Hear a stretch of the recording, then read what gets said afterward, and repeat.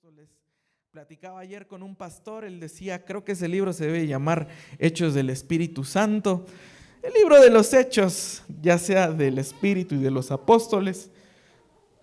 Capítulo 9, versículo 20.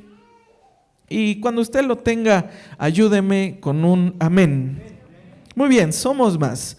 Dice la palabra del Señor, y enseguida se puso a predicar de Jesús en las sinagogas, diciendo, Él es el Hijo de Dios. Gloria a Dios. Cierre sus ojos, vamos a orar. Padre, en el nombre de Jesús, gracias te doy, Señor amado, por este tiempo que tú nos das, Señor, en el cual podemos adorarte, podemos bendecirte, podemos levantar, Señor, nuestras manos en adoración. Ahora, Señor, vamos a estudiar, a meditar tu palabra. A lo que ruego, Señor amado, que tu Espíritu Santo, Señor, abra nuestros oídos para poder escuchar, Señor, atentamente tu palabra. Nuestra mente, Señor, para poder entender tu palabra, y nuestro corazón para que tu palabra sea sembrada. Te damos las gracias, Señor, en el nombre de Jesús. Amén y amén. Gloria a Dios. Este tema, mis amados hermanos, es un tema bastante práctico, que le hemos puesto el cambio que genera preguntas. Es el tema que quiero tratar con usted el día de hoy. Un cambio que genera preguntas. Recapitulamos un poquito de la última enseñanza. Tenemos a un Saulo que estaba ciego. 3 días estuvo sin comer, sin tomar agua, estuvo en un ayuno total, en un ayuno seco. Y Dios envía a un discípulo allí en Damasco llamado Ananías para orar por él, para que la ceguera le fuese quitada. Y dice que cuando la ceguera se le quitó, con escamas le cayeron de los ojos, recobró la vista, fue bautizado y se quedó con los discípulos a aprender, ¿no? Habla de una conversión genuina, habla de una conversión de voy a pensarlo, voy a ver, no, habla de que hay convicción en el corazón y Saulo dijo, yo en este momento ya quiero ser discípulo. Y fíjese, el siguiente versículo es que ya tenemos a un Saulo predicando. No nada más se quedó a aprender de los discípulos, sino que Saulo se puso ya a predicar. Dice, se puso a predicar de Jesús en las sinagogas diciendo, Él es el Hijo de Dios. Para lo cual yo le haría una pregunta. ¿Usted confiaría de un asesino que se pone a predicar? ¿Confiaría de ese tipo de personas? Seamos honestos. La verdad es que no somos Dios. Y como somos personas con sentimientos y con uso de la razón, la respuesta es, yo no confío en ese tipo de personas. Vamos a ser honestos, ¿verdad que sí? Yo no confiaría en ese tipo de personas. Sin embargo, el asesino, el perseguidor de cristianos, dice, yo ya me voy a poner a predicar. Y muchas historias de cambios que empiezan a generar preguntas existen tanto en la Biblia como en la vida real. 1748, un hombre llamado John Newton, no el padre de la física, otro Newton, ese será Isaac, este es John, era traficante de esclavos, era conocido por las tranzas que hacía, por los fraudes que hacía, por separar familias, por separar niños de sus padres y venderlos como mercancía, conocido por su vida de borracho, por su lenguaje vulgar. En un momento él conoció el Evangelio. Tras una experiencia espiritual profunda, gradualmente abandonó el mundo del tráfico de esclavos y comenzó un proceso largo pero visible de transformación de su vida. Fue un proceso largo, pero fue un proceso visible. John Newton es el autor del himno sublime gracia del Señor, que a un vil pecador salvó. Un hombre que traficaba esclavos escribió uno de los himnos más hermosos de la historia de la iglesia. Un hombre que tuvo un cambio gradual, un cambio lento, que generó preguntas. Y años después, cuando él predicaba el evangelio, muchas personas seguían desconfiando de él y se hacían la pregunta: ¿puede alguien así, traficante, fraudulento, mal hablado, haber cambiado de verdad? Y Newton mismo reconocía esa tensión. Newton mismo reconocía: es que no soy yo, es el Señor.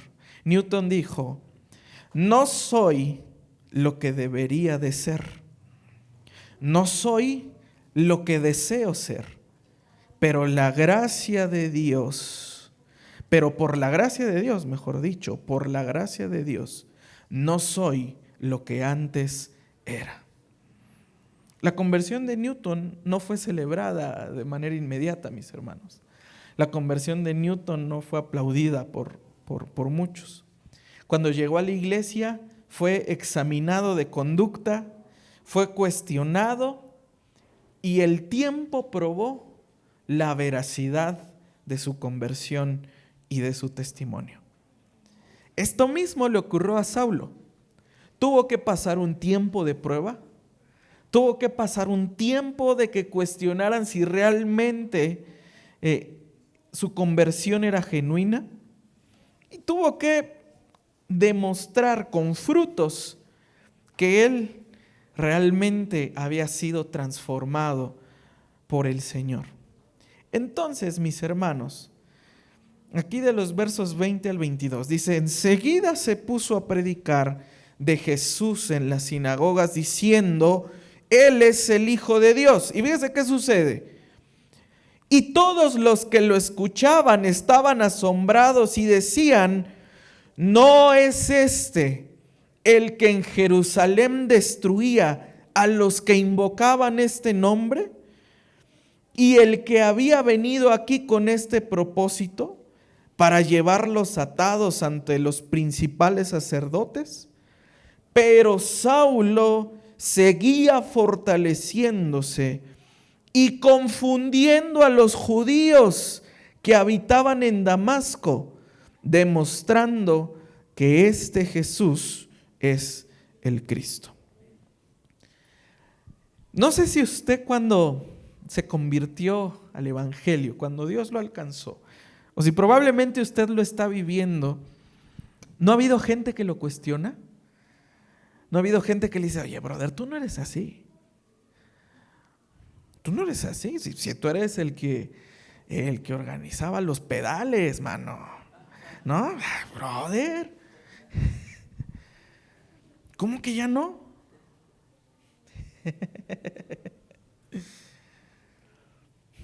¿Cómo que ya no hablas así? ¿Cómo que ya no haces tranza? ¿No le llegó a pasar cuando se convirtió? ¿No le han preguntado: oye, ¿por qué ya no vienes con nosotros? Y sucede que empieza a confundir a la gente. Y la gente comienza a preguntar: pero pues, si este era el loco, este era el asesino, este era el mujeriego. Yo le conocí 20, ahora resulta que la que dice que ahora sí la ama. ¿No? ¿Verdad que sí? No, ahora dice que la ama. No, esa no la ama, esa es la que sigue, la administración que sigue, pero la voy a ver con otra señora después. La señora dice: ya me trae flores. ¿Qué estará enfermo? Querrá decirme algo, se va a morir. Ya trata bien a sus hijos, ya es proveedor en su casa. ¿Qué tiene? Y comienza a haber una confusión, comienza a haber un cambio que empieza a generar preguntas y dice: esta no es la persona que yo conozco. Esta no es la persona que yo conozco. Y el cambio genera preguntas, pero cuando el testimonio, mis hermanos, es auténtico, produce fruto a largo plazo. ¿Me está entendiendo? ¿Sí? ¿Sí? Testimonio a largo plazo. Porque hay gente que cambia 2, 3 días, hermano, y a la siguiente noche ya regresa borracho. Hay gente que 2, 3 días se porta bien, que 2, 3 días le habla bien a sus hijos, a su esposa, pero a la primera que le ponen ya está mal, ¿verdad que sí? Pero un cambio donde el Espíritu Santo toca el corazón de una persona produce fruto y testimonio a largo plazo. Pero el inicio, ¿sabe algo? Es lo más complicado. Porque toda la gente no le va a creer. Porque toda la gente le va a cuestionar. Ahora Cristo redefine el mensaje de Saulo. Saulo venía, ya lo platicamos, de una línea de fariseísmo que era extremista, que si no piensas como yo, te tienes que morir. Y ahora predicas al nombre que juraste perseguir y destruir. Entonces, mis hermanos, el testimonio que va a producir fruto a largo plazo es cuando Cristo realmente toca un corazón. Dice amén a eso. Es cuando Cristo realmente toca una vida. Cuando Cristo se le aparece cara a cara a una persona y dice, ahora sí hay un cambio verdadero y genuino, mis hermanos. Y ahora la transformación desconcierta a los demás. No es causa de admiración que el borracho ya no sea borracho. Al principio no es causa de admiración. No es causa de admiración que el ladrón ya no sea ladrón. Está esperando encontrarse una buena para ahora sí echársela, porque ahorita no tienen dónde. Pero para las personas no es causa de gozo, es causa de... Hay que cuidarse de él, Se está haciendo el amigo, pero cuídate de él. ¿No le ha pasado eso? Mira, brother, yo no soy nadie para decirte, pero pues él tiene un pasado así, cuídate de él. ¿No le ha pasado? ¿Va que sí? O probablemente cuídese de mí, ¿no? O ustedes de eso. Si nunca le han dicho, es que se tenían que cuidar de usted, ¿verdad? Si nunca le dijeron cuídate del otro, es porque se tenían que cuidar de ti. Provoca desconcierto, pero el cambio es tan evidente que la gente dice, este loco. John Stott decía que la conversión cristiana auténtica siempre implica una ruptura visible con el pasado. Y esto es algo que Pablo, en una de sus cartas más maravillosas, que es la carta a los Gálatas, él decía que en el Señor todas las cosas son hechas nuevas, que las cosas viejas han pasado. ¿Se recuerda esa escritura que puso el apóstol Pablo ahí? Probablemente se la aprendió de memoria. Y Pablo estaba viviendo primero en carne propia que el Saulo asesino ya se había muerto y que ahora había nacido un discípulo del Señor, un predicador del Señor. Ojo, aquí no es apóstol todavía. Aquí todavía no es apóstol, es discípulo. Aquí todavía no tiene ningún llamado. Simplemente el impulso del cambio lo llevó a predicar, pero aquí, ¿usted cree que lo iban a nombrar apóstol? ¿Verdad que no? ¿Usted lo pondría de apóstol a él? ¿Usted sería oveja de este hombre? Yo no. Y sin embargo, vea, toda la doctrina del Nuevo Testamento es gracias a este hombre, al asesino. Entonces, mis hermanos, la fe debe de afectar nuestros hechos también. Podemos estar parados en dos perspectivas, como lo vimos la semana pasada. Unos podemos ser Ananías, el ir con el traicionero, con el que los lastimó, con el asesino, con el que se llevó nuestra confianza, nuestra familia y todo, y llamarlo hermano y orar por él. Unos podemos ser como Ananías y decir, mire hermano, yo no tengo los problemas de Saulo. Y otros probablemente estamos en la cancha de Saulo. Necesitamos a alguien que ore por nosotros, pero nadie quiere orar por nosotros porque la verdad no lo ganamos. ¿Verdad que sí? Yo sé que le cuesta aceptarlo, pero la verdad, a veces que la gente no lo busque es porque usted mismo lo provocó. Y cuando el Señor lo cambia, Ahora el Señor tiene que mover todos los corazones de los demás para que vengan a orar por nosotros. Probablemente estamos o en la cancha de Saulo o en la cancha de que se me hace que esto no es real, que se me hace que esté loco. Nada más es un rato de emoción. ¿Verdad que sí? Entonces, mis hermanos, ayúdeme a predicar y diga conmigo: mi testimonio produce fruto visible. Dice la Escritura, mis hermanos, que hay que dar frutos dignos de arrepentimiento. Un fruto tiene que madurar, tiene que ser regado con la palabra, las ramitas tienen que salir. Y poco a poco, mis hermanos, ir dando un fruto maduro. Dice amén. Vamos de los versos del 23 al 25. Dice: después de muchos días, los judíos tramaron deshacerse de él. Fíjese hasta dónde llegó este asunto. Los judíos tramaron deshacerse de él, pero su plan llegó al conocimiento de Saulo. Y aún vigilaban las puertas de día y de noche con el intento de matarlo. Pero sus discípulos, ¿hasta dónde llegó Saulo después de muchos días? Ya tenía discípulos. Ya tenía discípulos, mis hermanos. Hermano, ¿por qué no tiene discípulos? Es que estoy en restauración. Hermano, ¿por qué no se pone a activar algo en el Señor? Es que estoy dolido, deme un tiempo, ¿verdad? Como José, vamos a darnos un tiempo, vamos a ver si funciona. Bueno, Saulo no estaba esperando, él ya hacía discípulos. Y de tal manera que los discípulos lo estaban cuidando. Dice, lo tomaron de noche y lo sacaron por una abertura en la muralla, bajándolo en una canasta. Hasta escaparlo así de a contrabando andaba Saulo. Mire, mis hermanos, la conversión incomoda estructuras establecidas. Y aquí es una línea bien delgadita, mis hermanos, bien delgadita. Aprender a aceptar que esa persona ya cambió y ya se arrepintió, o simplemente tratar de matarlo.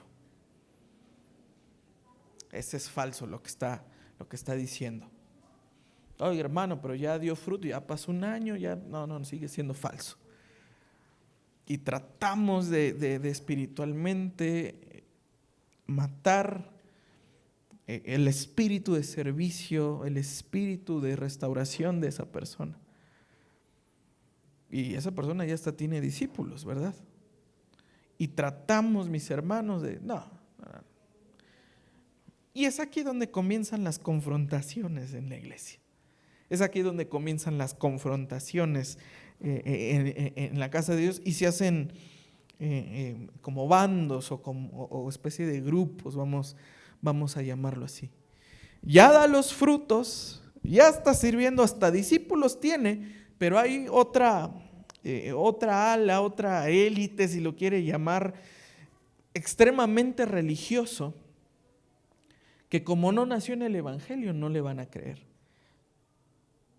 que porque no es como ellos no lo van a escuchar, que porque no piensa como ellos no lo van a escuchar, y tratan de matar el llamado de esa persona, tratan de matar el propósito que Dios tiene para esa persona, mis hermanos.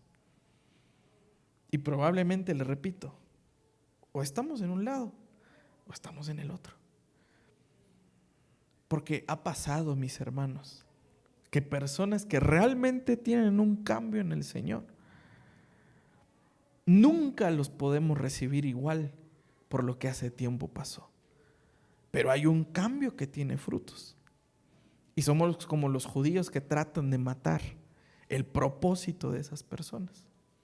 Y existe el otro grupo que dice, yo ya vi los frutos, e incluso está produciendo, incluso está sirviendo a los demás. ¿Me está entendiendo hacia dónde voy? ¿Sí me está entendiendo? Algunos podemos ser Saulo que no nos quieren en la iglesia, no quieren nuestro llamado. Otros somos discípulos de Saulo, mis hermanos, ¿verdad? No, deberías ver con quién te estás juntando, deberías de ver con quién te estás discipulando, porque ese brother, no, hace años deberías de conocerlo. Pero, mes de bendición, no, deberías de conocerlo.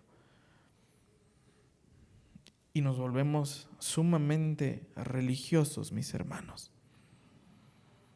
Y a veces aquí es donde debemos de ser muy prudentes y muy atinados en los pensamientos de qué tipo de personas vamos a ser. Si vamos a apoyar el ministerio de restauración de los demás o lo vamos a terminar matando.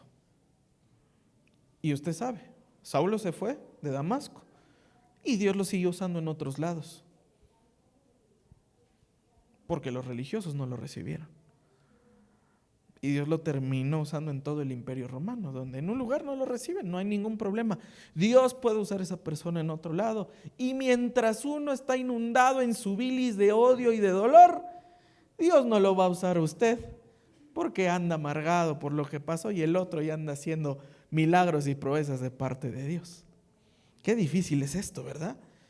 Nos amargamos en nosotros mismos, mientras el otro ya está cumpliendo el llamado y el propósito de Dios, solo por ser religiosos.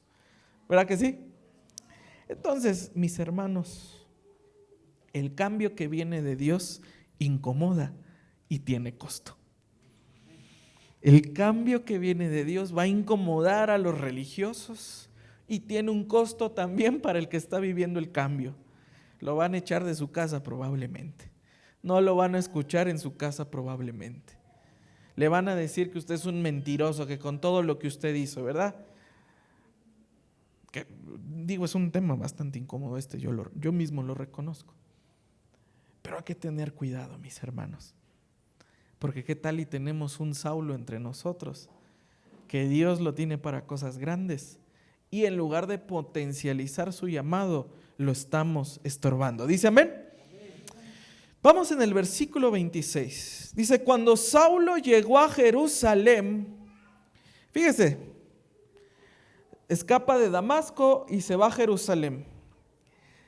Dice, trataba de juntarse con los discípulos, pero todos le temían. Diga conmigo, todos. Nadie lo iba a recibir. No creyendo que era discípulo. Y entre ellos estaba Pedro. Entre ellos estaban los apóstoles. Diciendo, pero si te vimos, ¿cómo decías? Yo les cargo las túnicas en lo que matan a Esteban. Denme sus túnicas, mátenlo bien, por favor. Y ahora está ahí. Se trataban de juntar. Él trataba de acercarse a los discípulos. Él, brother, ¿qué onda? ¿Cómo estás? Sí, brother, Dios te bendiga. Tengo que checar algo, bro. Luego te veo. ¿No? Hermano, que Dios le bendiga. ¿Cómo está? ¿Cómo estaría mejor si no hubieras venido, mano? Y así se trata de juntar con los discípulos y no encaja en ningún lado. Todos decían, este no es discípulo. Este es un anticristo en medio de la iglesia. Este es un lobo rapaz. Y así pensaban mis hermanos, porque ¿sabe algo? Este es un miedo que nace de heridas que son reales. Este es un miedo que nace de heridas que son reales. Los discípulos no desconfiaban por incredulidad, sino por memoria. Les constaba lo que Saulo había hecho anteriormente. O sea, no desconfiaban nada más porque sí, desconfiaban con justas razones. Aquí vamos a aterrizarlo en un plano bastante humano. Uno desconfía porque sabe lo que hizo. Uno desconfía porque sabe lo que es capaz de hacer. Saulo había sido un perseguidor real y mis hermanos, y el trauma no se iba a borrar con facilidad. Imagínense en la iglesia de Jerusalén. Yo creo que Saulo se llevó familias de ahí, separó amistades de ahí. Y ahora que vengas y digas que eres discípulo, yo no te creo. ¿O usted sí? Yo no te voy a creer. Esto es algo bastante fuerte, pero es una verdad.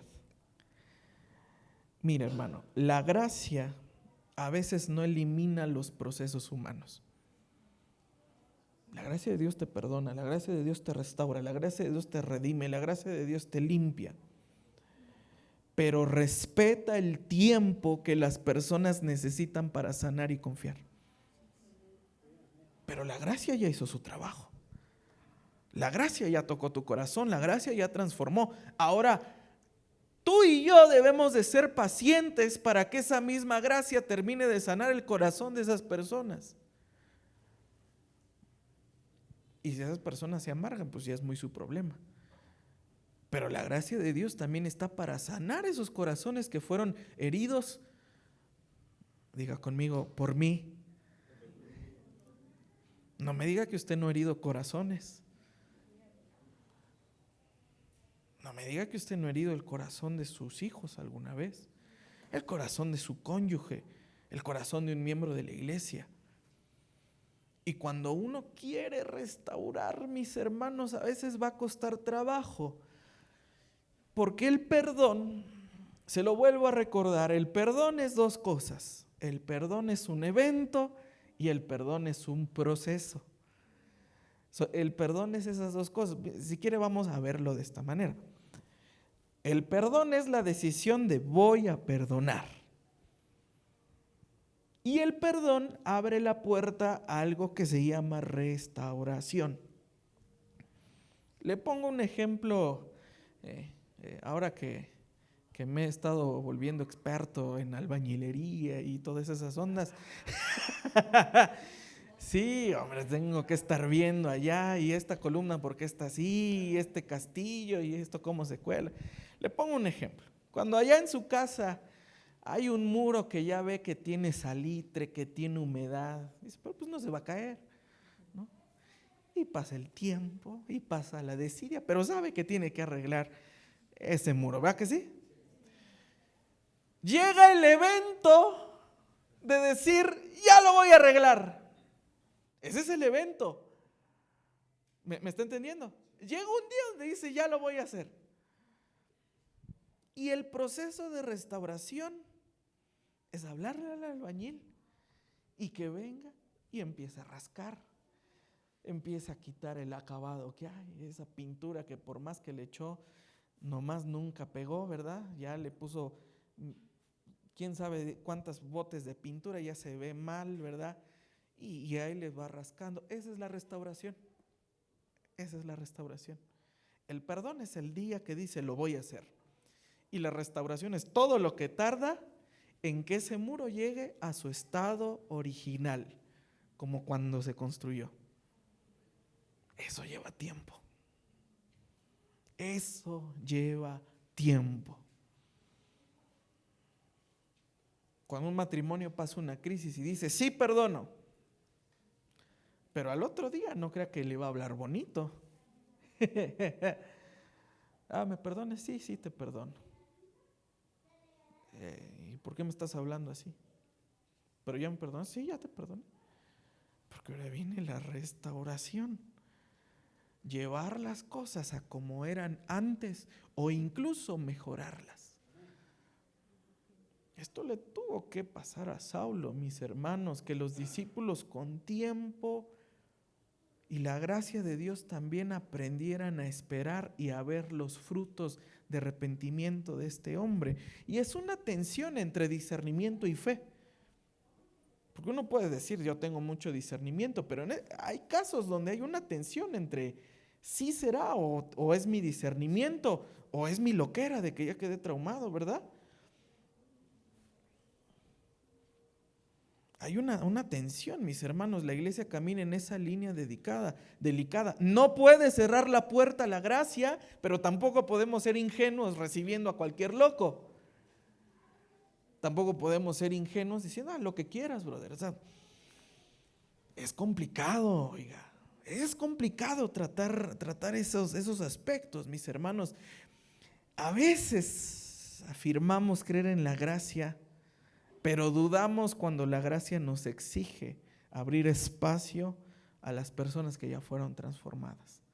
Queremos que la gracia me toque a mí, queremos que la gracia haga efecto en mí, pero en el otro no, porque yo sí cambio y él no. Es complicado. ¿Me está entendiendo? El mensaje, ¿me está entendiendo? Mire, sigamos adelante, vamos de los versos del 27 al 30. Dice: pero Bernabé lo tomó y lo presentó a los apóstoles y les contó cómo Saulo había visto al Señor en el camino y que él le había hablado, y cómo en Damasco había hablado con valor en el nombre de Jesús. Y estaba con ellos moviéndose libremente en Jerusalén, ahora sí, hablando con valor en el nombre del Señor.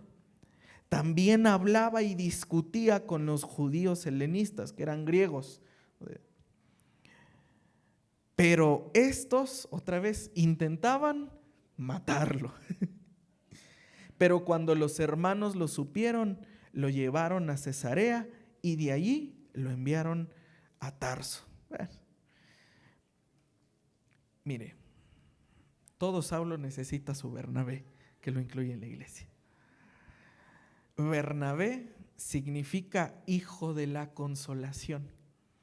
Tiene otros significados, como hijo de la profecía o hijo de profeta. De hecho es Bar Hanabé. Bar es Jesús, no, es hijo de. O Ben es hijo de.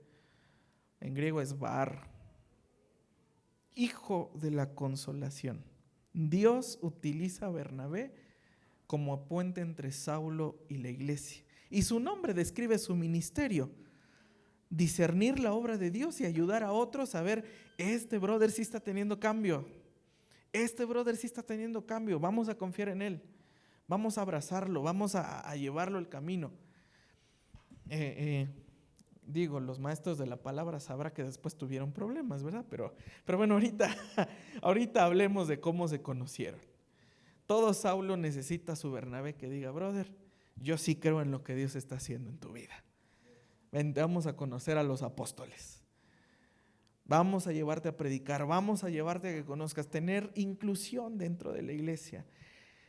Y aquí, mis hermanos, es algo que yo le diría: si no nos toca ser Saulo, entonces seamos Bernabé. Si no nos toca ser ahí los que andamos ahí, no, me ha tocado, hermano, ver gente, no, qué tal y me corren, qué tal y me dicen algo, qué tal y me juzgan, qué tal y me... Brother, no va a ser así. Hay que ser Bernabé con esas personas. Hay que ser hijos de consolación con esas personas, mis hermanos. Bernabé vio a Saulo y vio fruto. Si usted va a ser Bernabé, tenga ese discernimiento y vea fruto, porque Bernabé vio su confirmación basado en los frutos de Saulo y no en sus emociones. Al momento de ver que Saulo estaba dispuesto a morir por el evangelio, Bernabé dijo: no, este hombre sí está creyendo. Porque bien les pudiera haber dicho: no, soy un infiltrado, aquí están todos los cristianos, mátenlos a todos. Y me cuelgo la medallita. Sin embargo, Saulo dijo: si tengo que morir, voy a morir. Y mis hermanos, morir por una verdad es que realmente uno está convencido de lo que está haciendo. Los helenistas, que eran, son una línea de judíos también con muchas aristas, pero pues se supone que eran del equipo de Saulo, vamos a decirlo, y trataban de matarlo. Bernabé, al ver eso, diciendo: este hombre realmente tiene frutos de arrepentimiento, este hombre realmente tiene frutos de fe. Bernabé no estaba defendiendo a Saulo o incluyendo a Saulo por sentimentalismo, sino con evidencias claras. Le platicó a los apóstoles: vean el testimonio de este hombre, Dios se le apareció, el Señor se le apareció. Y hay otro discípulo que puede confirmar ese testimonio. Tenemos a Ananías. O sea, hay discípulos que pueden confirmar su fruto. Si usted es Saulo, mi hermano, si a usted le toca estar en la silla de Saulo, deje buen testimonio con los demás para que otros den buen testimonio de usted. Dice amén a eso. Deje buen testimonio para que el Bernabé que llegue tenga armas y diga su conversión es genuina.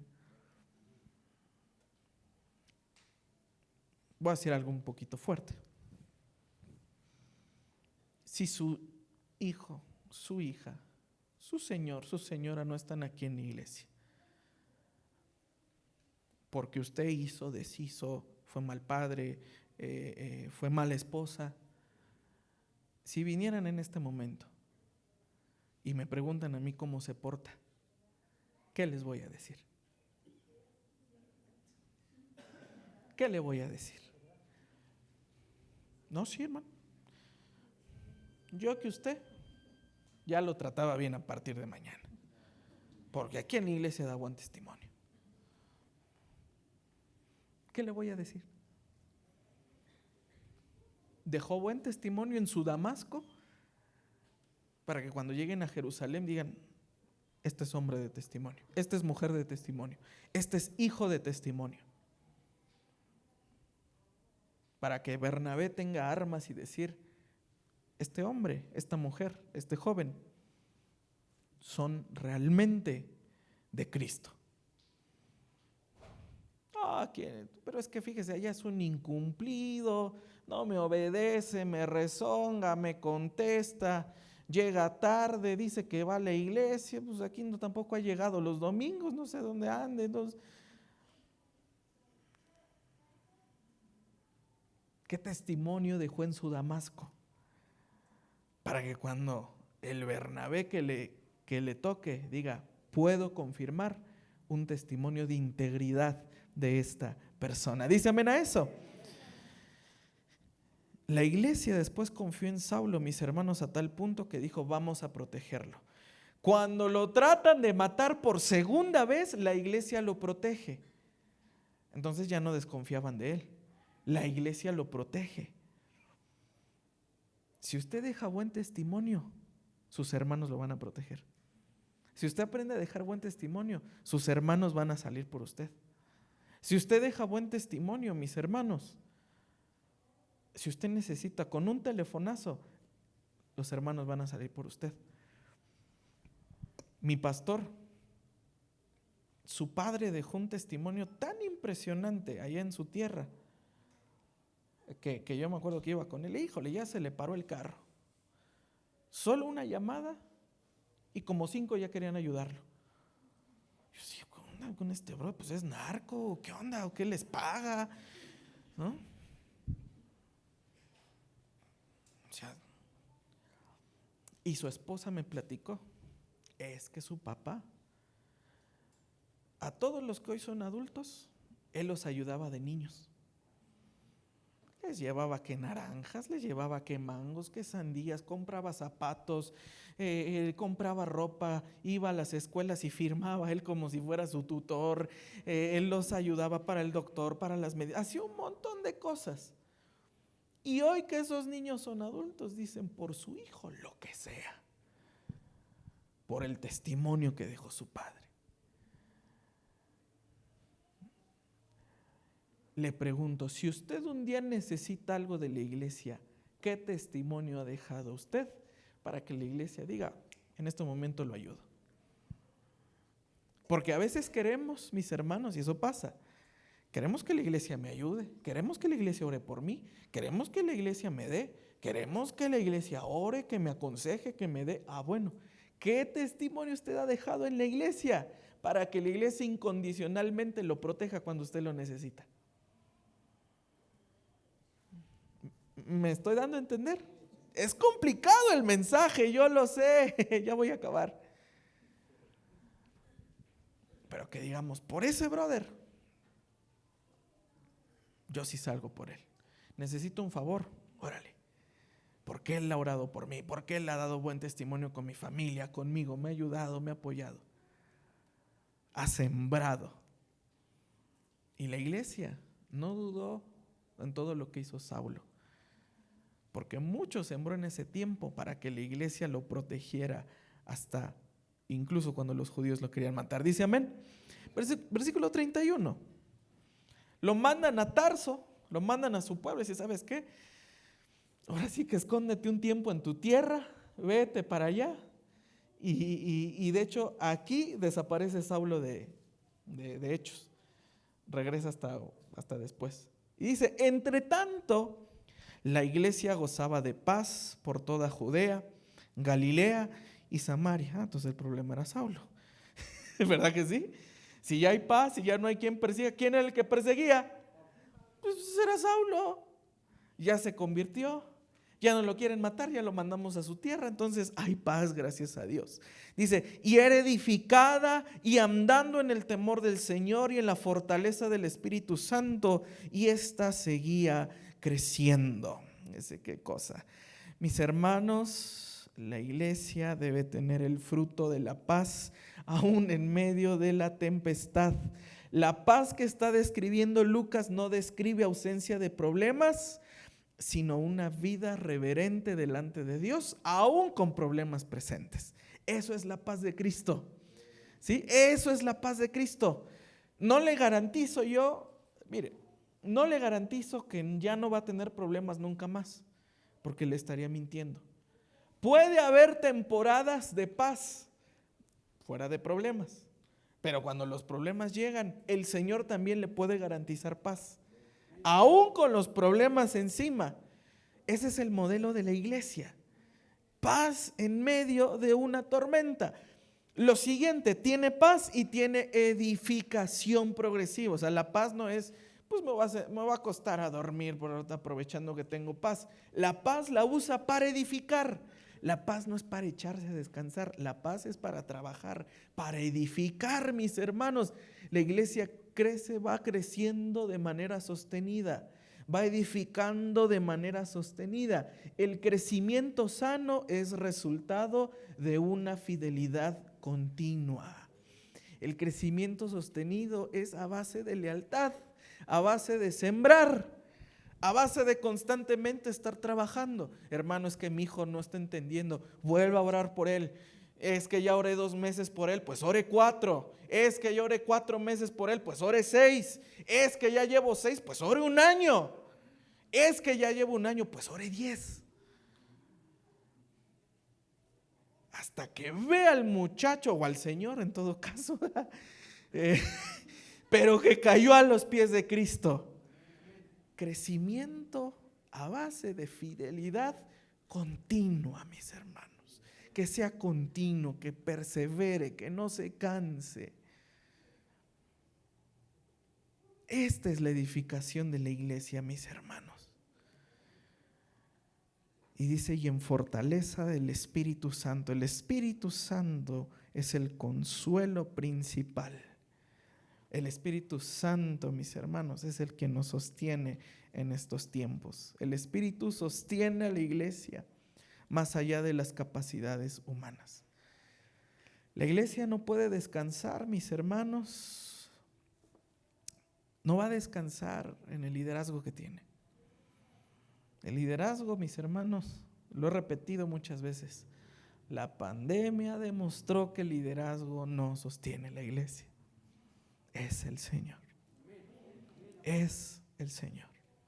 Nosotros, mis hermanos, somos siervos y somos como en la parábola. Vamos por turnos. Vamos por turnos. Pero toda la obra es del Señor. Entonces, mis hermanos, sosténgase del Espíritu Santo.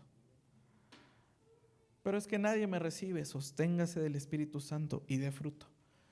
Sosténgase del Espíritu Santo y dé buen testimonio. Esta conversión de Saulo, mis hermanos, nos recuerda que el cambio genuino no es cómodo, no es inmediato, lleva su tiempo. Hay gente que va a observar, hay gente que va a preguntar, hay gente que va a cuestionar y hay gente que no nos va a creer. Hay gente que no nos va a creer, mis hermanos, que va a tratar de matar ese llamado. Preguntas que van a despertar temores, que van a exigir discernimiento, que van a exigir frutos. Pero la iglesia Usted y yo debemos de aprender a caminar en la gracia del Señor. Mis hermanos, si Dios está transformando nuestra vida como Saulo, hay que perseverar, aunque el cambio provoque preguntas. Porque bueno, también la Biblia dice que todo lo que el hombre sembrare, eso va a cosechar. A veces va a decir, llevo cosechando desconfianza. Bueno, la desconfianza en algún momento se acaba y llega la confianza. Por la gracia de Dios lo vamos a lograr, mis hermanos. Y si somos la iglesia que observamos la transformación de otros, no cerremos la puerta a la gracia. Seamos hijos de la consolación. Seamos Bernabé. Seamos Bernabé. Hermano, en este tiempo Dios sigue escribiendo historias que incomodan antes de edificar. Porque todo lo que hizo Pablo después, ya dicen, ya no es Pablo, ya es el apóstol Pablo, ya es el siervo del Señor. Y ahora la iglesia le rogaba a Pablo porque fuera a visitarlos. Antes no lo querían, antes nadie confiaba en él. Y llegó un momento en su ministerio donde le rogaban porque los visitara. Siembre confianza, siembre amor. Y cuando la iglesia lo apoye, lo va a hacer sin condiciones. Amén. Gloria a Dios. Póngase de pie, mis amados hermanos, vamos a orar.